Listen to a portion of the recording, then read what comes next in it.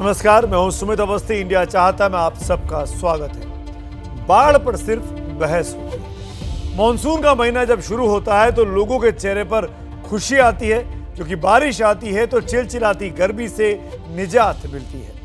लेकिन विडंबना यह है कि यह खुशी सिर्फ चंद पलों की होती है, क्योंकि बारिश के साथ मुसीबतों का बहुत बड़ा कीचड़ भी खड़ा हो जाता है।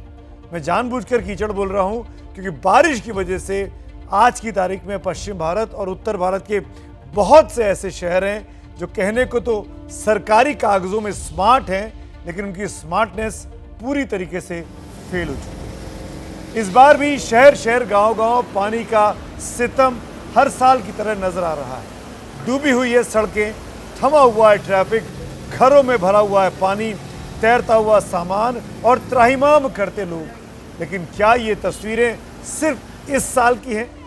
क्या ये अजूबा है? क्या ये अचानक हुआ है? क्या ये पहली बार है? क्या बारिश के मौसम में ऐसा पहले कभी नहीं हुआ? जी नहीं, आप भी जानते हैं और मैं भी कि हर साल बारिश में ये तस्वीरें अब कॉमन होती जा रही हैं, अब सामान्य होती जा रही हैं, जैसे हमको आदत पड़ चुकी है। लेकिन सवाल ये है कि हालात बदलते क्यों नहीं हैं? बदलें तो ना तो कम से कम बेहतर हो जाएं, एक सिस्टम तैयार हो जाए, एक ऐसा सिस्टम जो बाढ़ को मुसीबत नहीं बल्कि बाढ़ को अपने फायदे के लिए इस्तेमाल कर सके। लेकिन ऐसा होता नहीं है। इसीलिए आज इंडिया चाहता है कि दर्शकों से मेरा बहुत सिंपल सा सवाल है, बहुत ही आसान सा। हमारे ट्विटर हैंडल पर जाइए और सवाल आपके सामने @ABP न्यूज़ पर। आपकी नज़र में हर साल बाढ़ में देश के डूबने का जिम्मेदार कौन है? ऑप्शन ए है स्थानीय प्रशासन, यानी आपकी नगर पालिका, नगर निगम, पंचायत।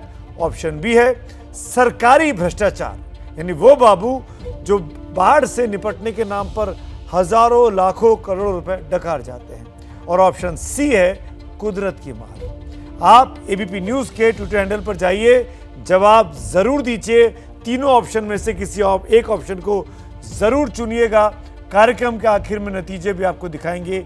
सवाल आपकी राय है, एक तरीके का ये सर्वे है, पोल है, ताकि देश की जनता को पता लगे कि आवाम क्या सोच रहा है। आपकी नज़र में हर साल बाढ़ में देश के डूबने का जिम्मेदार कौन है? कुदरत पर किसी का कंट्रोल नहीं है। ग्लोबल वार्मिंग के इस खतरनाक दौर में मौसम के बदलाव का खतरा हमेशा रहता है। कभी ज्यादा बारिश तो कभी ज्यादा गर्मी।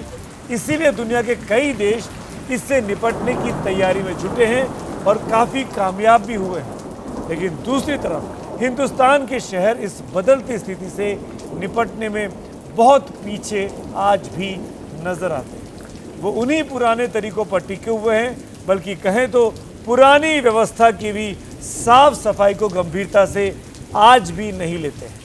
नतीजा, शहर के शहर जरा सी बारिश में डूब जाते हैं। हालात ये है कि देश में हाईवे, एक्सप्रेसवे तो वर्ल्ड क्लास बन रहे हैं, जिनमें वाहन फर्राटा भरते हैं, लेकिन जरा सी बारिश होती है तो सारी रफ्तार पर ब्रेक लग जाता है।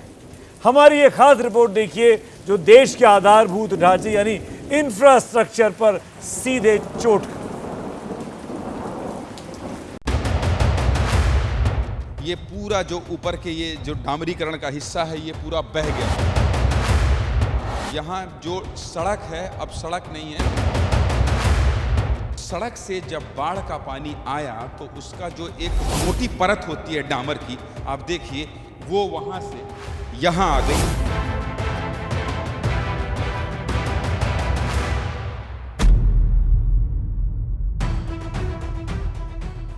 ये सिर्फ गड्ढे नहीं, विकास के वो गुब्बारे हैं जिनकी हवा बरसात ने निकाल दी है। और अब ये उन्हीं सरकारों को मुंह चिढ़ा रहे हैं जो कभी इन्हें विकास का मॉडल बताते थे। गुजरात का वलसाड़ अपने रसीले आमों के लिए प्रसिद्ध है, लेकिन आम से ज्यादा अब लोगों को इन गड्ढों में रस मिल रहा है। ये गड्ढे रातों रात ऐसे प्रसिद्ध हुए कि इनके दीदार के लिए खुद गुजरात के वित्त मंत्री मनुभाई देसाई तक आ पहुंचे। ये ब्रिज को 7-8 दिन में आवागमन के लिए छोड़ा जाएगा, लेकिन ये इसके ऊपर नया ब्रिज बनाने का जो काम शुरू किया है वो काम का सरकार से मंजूरी लेकर काम शुरू हो जाएगा। कहावत है कि अब पछतात होगा जब चिड़िया चुग गई खेत, लेकिन इस बरसात ने नई कहावत को जन्म दे दिया है।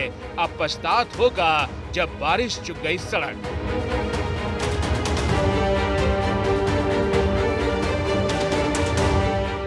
वापी की ये तस्वीर बताती है कि ये गड्ढे पूरे गुजरात की चमक धमक पर भारी हैं। देखिए इनके ऊपर से गुजरने वाली गाड़ियां कैसे बल खा रही हैं। એની હાલત જોઈને એવું લાગી રહ્યું છે કે રોડ પર ખાડા નથી પણ ખાડામાં રોડ આવી ગયો છે. આમાં સરકારી તંત્રની પોલ ખુલી રહી છે. पोल तो हर बार खुलती है, स्थानीय प्रशासन उस पर पर्दा डाल देता है, लेकिन इस बरसात वलसाड से वापी तक प्रशासन बरसात के खोदे गड्ढों में पर्दा डालने से पहले फंस गया है। जहां पर बाढ़ प्रभावित एरिया है तो वहां पर कंक्रीट सरफेस होना चाहिए, क्योंकि जहां पर ब्लैक कॉटन सॉइल है या जहां पर फ्लडिंग होती है या जहां पर वाटर लॉगिंग है तो वहां पर अति आवश्यक है कि जो सरफेस हो वो सीमेंट कंक्रीट का सरफेस हो, जो थोड़ी जिसमें लागत और कॉस्ट थोड़ी ज़्यादा पड़ती है, लेकिन वो ज़्यादा टिकाऊ होती है बरसात वाले क्षेत्रों में। अखिल भारतीय गड्ढा कथा में अब तक आपने गुजरात के 2 जिलों का हाल देखा, अब जरा आगे। NHAI की करतूतों को उजागर किए बगैर अखिल भारतीय गड्ढा कथा खत्म कैसे हो सकती है? 1988 में NHAI का जन्म गति से प्रगति के मकसद के साथ हुआ था, लेकिन ये मकसद हर बरसात गले तक डूब जाता है। कई जगहों पर कम से कम कमर तक तो डूबता ही है। यकीन नहीं आ रहा तो खुद देख लीजिए मुंबई अहमदाबाद नेशनल हाईवे का हाल। उस ट्रक को दिखाइए। दरअसल वो जो 2 ट्रक खड़े हैं वो ट्रक आधे डूबे हुए हैं। दीपेश जूम करके दिखाइए उस ट्रक को और दिखाइए कि वो ट्रक निकलने की कोशिश कर रहे थे। स्थानीय लोग जो हैं वो ये बता रहे हैं कि उसके साइलेंसर में पानी भर गया और वो वहीं बंद हो गया। ऐसे 2 ट्रक हैं। इस तरफ मैं आपको लेकर चलता हूँ सड़क के उस पार, कि उस तरफ भी जो ट्रक हैं वो फंसे हुए हैं। आप केवल देखिए सड़क को, और सड़क में देखिए कि कैसे पूरे सड़क में लबालब पानी भरा हुआ है, पानी बह रहा है कावेरी नदी का। 1 किलोमीटर नेशनल हाईवे बनाने में 8 से 12 करोड़ रुपए खर्च आता है। बीते 5 सालों में NHAI ने 7,814 करोड़ रुपए सड़कों के रखरखाव पर खर्च किए हैं। इस बार भी NHAI वित्त मंत्रालय में मोटी मोटी फाइलें भेजकर पैसे मांगेगा, ताकि उसे अगली बरसात में फिर बहाया जा सके, गाड़ियों का ये जाम फिर लग सके। और ये चक्र सालों से ऐसा ही चलता आ रहा है, लेकिन कोई इस पर ध्यान नहीं दे रहा। पूरा नवसारी जिला इस वक्त जलमग्न हो चुका है। तस्वीरें हम आपको अहमदाबाद मुंबई नेशनल हाईवे की बता रहे हैं। ये नेशनल हाईवे की तस्वीरें हैं। देखिए कि हाईवे पर भी इस वक्त जो है घुटनों तक का पानी है। यातायात इस हाईवे में पूरी तरीके से प्रभावित हुआ है। नेशनल हाईवे 48 है ये, जो अहमदाबाद से मुंबई को जोड़ने का काम करता है। अपने काम से जा रहा था पर पानी की वजह से मैं आगे बढ़ नहीं पा रहा हूँ। पानी बढ़ रहा है, नदी में पानी जा नहीं रहा है और यहीं पे फ्लो बढ़ रहा है। प्रशासन के द्वारा तो कुछ बताया नहीं जा रहा है, लेकिन जो रास्ते पे लोग निकल रहे हैं वो बोल रहे हैं कि यहाँ कमर तक के पानी है। सबसे प्रमुख प्रोटोकॉल ये है बाढ़ प्रभावित एरियाज में कि ओपन ड्रेन तो हर जगह होनी ही चाहिए। कोई भी सड़क बिना ड्रेन के अगर रही तो वो डिस्ट्रॉय हो जाएगी जल्दी से जल्दी। दूसरी चीज, जहां पर वाटर लॉगिंग हो या ब्लैक कॉटन सॉइल जो अपने आप फूल जाता है बरसात में और तुरंत फट जाती है ज़मीन, तो वहाँ पर आपको सीमेंट कंक्रीट सड़क लगानी पड़ेगी, जिससे कि वो ठीक तरीके से आपको लंबे तौर पर टिकाऊ रहे। देवियों और सज्जनों, अगर आप भी ऐसे उलट पुलट का शिकार नहीं होना चाहते तो अनुरोध है कि अपने घर में ही रहें, क्योंकि आपको बचाने के लिए खुद इंद्रदेव प्रकट होंगे नहीं और प्रशासन आपकी चिंता करने से रहा।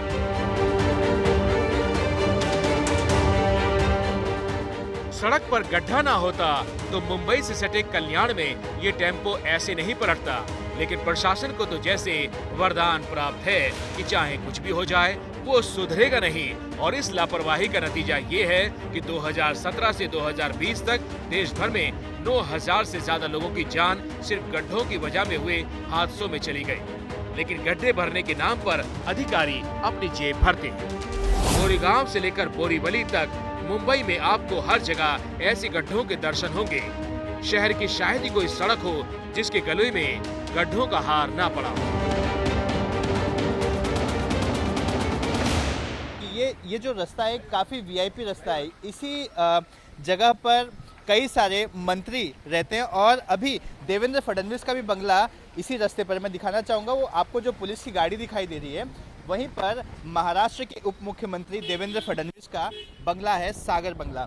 तो आप देख सकते हैं कि अगर इतने बड़े मंत्रियों के घर जो रास्ता जाता है वहाँ पर अगर सड़कों की ये हालत है तो बाकी सड़कों की क्या हालत होगी। कैमरामैन अनुप रस्तोगी के साथ सूरज ओझा, एबीपी न्यूज़, मुंबई।